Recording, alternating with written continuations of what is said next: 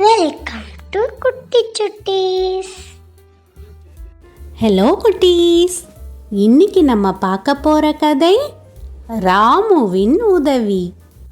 அழகாபுரின்ற பெரிய கிராமத்துல சின்னையாங்கிறவர் எண்ணெய் கடை ஒன்று நடத்தி வந்தாரு. அது பெரிய கிராமமாக இருந்தாலும் அந்த கிராமத்தில் சின்னையாவோட எண்ணெய் கடை ஒன்றே ஒன்று மட்டும்தான் இருந்தது. 15 வருஷமாக தனி ஆளாக கடையை நடத்தி வந்த சின்னையாவுக்கு இப்போ ஏனோ கூட உதவிக்கு வேற ஒரு ஆள் இருந்தா நல்லா இருக்கும்னு தோணுச்சு. அதனால் சின்னையா பிரபுன்ற ஒரு ஆளை வேலைக்கு வச்சாரு. பிரபு காலையில் வேலைக்கு வரும்போதே 4-5 வெள்ளை துணிகளை கையோட கடைக்கு எடுத்து வருவான்.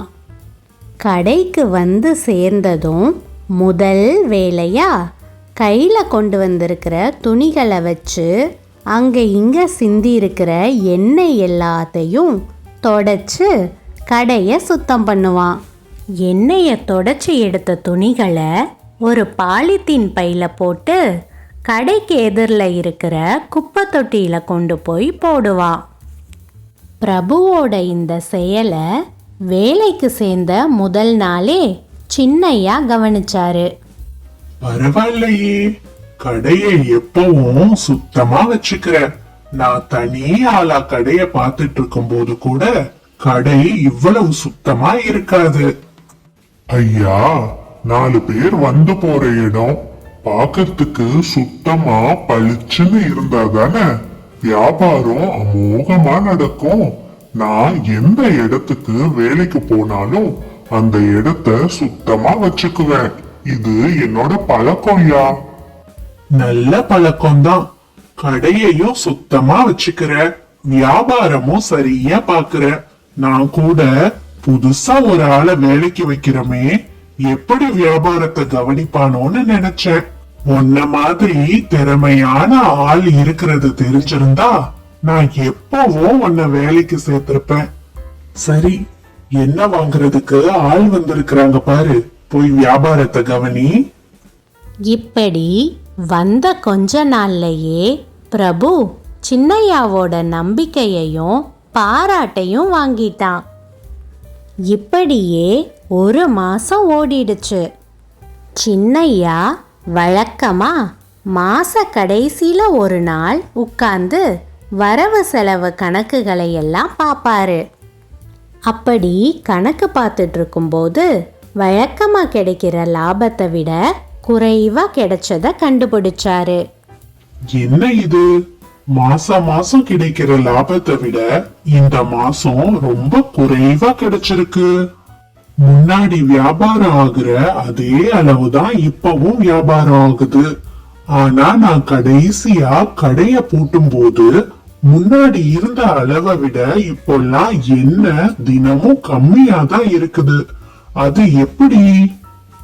இந்த பிரபு பையன் வேலைக்கு வந்ததுல இருந்துதான் எண்ணெயோட அளவு குறையுது.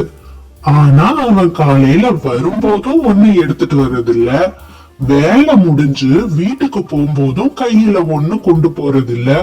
அப்புறம் எப்படி என்ன குறையும்? நானும் வியாபாரம் நடக்கும்போது கவனிச்சுக்கிட்டே தான் இருக்கிறேன். மக்களுக்கு எண்ணெயும் சரியான அளவுல தான் ஊத்துறான். அப்புறம் எப்படி? ஒரே குழப்பமா இருக்குதே அப்படின்னு சின்னையா தனக்கு தானே பேசிட்டு இருந்தத சின்னையாவுடைய பையன் ராமு கவனிக்கிறான். என்னப்பா, நீங்களா தனியா ஏதோ பேசிட்டு இருக்கிறீங்க?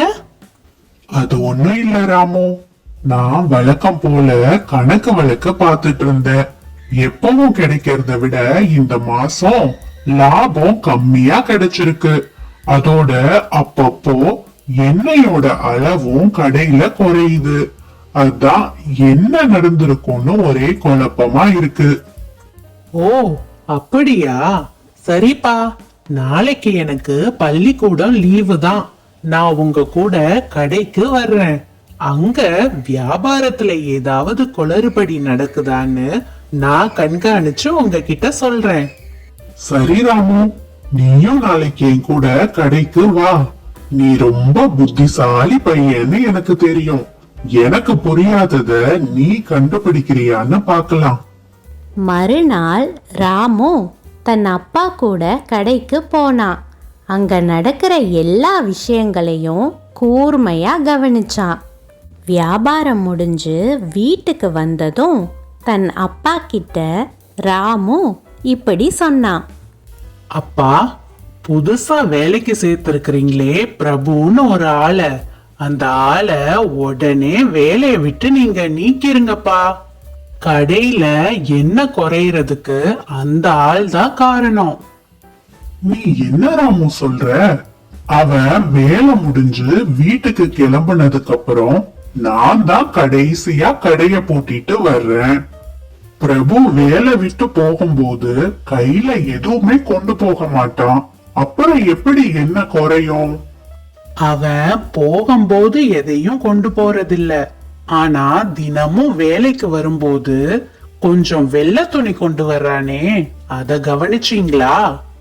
அந்த வெள்ளை துணி கடைய சுத்தம் பண்றதுக்குன்னு உங்ககிட்ட சொன்னானே, அதுதான் என்ன குறையறதுக்கு காரணம். புரியலையா? விளக்கமா சொல்றேன். வெள்ளை துணிய வச்சு கடைய சுத்தம் பண்ற மாதிரி பண்ணிட்டு நீங்க கவனிக்காத நேரத்துல என்ன பானைக்குள்ள வெள்ளை துணிய முக்கி அவனால முடிஞ்ச அளவு எண்ணெய அந்த துணியில சேமிச்சுக்கிறான். அத ஒரு பாலித்தீன் கவர்ல போட்டு கடைக்கு எதிரில இருக்கிற குப்பைகள் கூட போய் வச்சிடுறான். கடை வேலை முடிஞ்சு வீட்டுக்கு போகும்போது அந்த கவரை எடுத்துக்கிறான். இன்னைக்கு வேலை முடிஞ்சு அவன் வீட்டுக்கு போகும்போது அவனுக்கே தெரியாம அவனோட செயல்களை எல்லாம் நான் கண்காணிச்சப்பதான் எனக்கு இந்த உண்மை தெரிஞ்சது. வீட்டுக்கு எடுத்துட்டு போன அந்த பையில இருக்கிற துணிய பிழிஞ்சா குறைஞ்சது 1 லிட்டர் எண்ணெயாவது அவனுக்கு கிடைக்கும். அத வேற யாருக்காவது கொஞ்சம் குறைஞ்ச விலையில வித்து அது மூலமா அவன் சம்பாதிப்பான்னு நான் நினைக்கிறேன். இப்ப புரிஞ்சதா என்ன கடையில எப்படி குறையுதுன்னு? ஓஹோ, இவ்வளவு புத்திசாலித்தனமா திட்டம் போட்டு திருடி இருக்கிறான் அந்த பையன். நாளைக்கு வேலையா கடைக்கு போய் அவனை வேலைய விட்டு நிப்பாட்டுறேன் அப்படின்னு சொல்லி சின்னையா பிரபுவை வேலையை விட்டு நிப்பாட்டிட்டாரு. பழைய மாதிரியே தனி ஆளா பொறுப்பா கடையை பார்த்துட்டும் வந்தாரு. என்ன குட்டீஸ், இந்த கதை உங்களுக்கு பிடிச்சிருந்ததா? சரி குட்டீஸ், இந்த கதையிலிருந்து நீங்க என்ன புரிஞ்சுக்கிட்டீங்க? என்னதான் ஒருத்தன் நல்லவனா நடிச்சு புத்திசாலித்தனமா மற்றவங்களை ஏமாத்தி வந்தாலும் என்னைக்காவது ஒரு நாள் ஏதாவது ஒரு சந்தர்ப்பத்தில் அவன் செய்கிற தப்பு வெளியில வந்தே தீரும். அதுக்கான தண்டனையும் அவனுக்கு உடனடியாக கிடைக்கும். சரி குட்டீஸ், இன்னொரு நாள் இன்னொரு கதையோட உங்களை வந்து சந்திக்கிறேன். Thank you for watching.